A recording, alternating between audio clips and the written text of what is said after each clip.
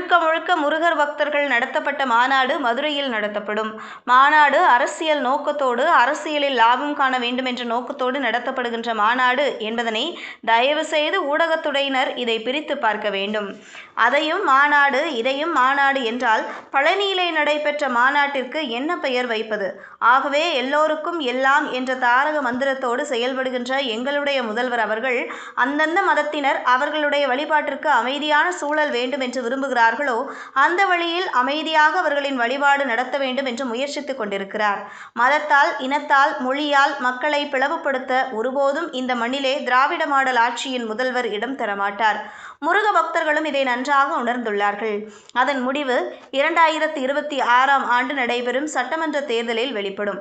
இந்த ஆட்சி ஏற்பட்ட பிறகு 11 திருக்கோவில்களில் நாள் முழுவதும் அன்னதான திட்டத்தை கொண்டு வந்தோம் என அமைச்சர் சேகர்பாபு தெரிவித்தார். இதுபோன்ற செய்திகளை தெரிந்து கொள்ள செய்தி புனலுடன் இணைந்திருங்கள்.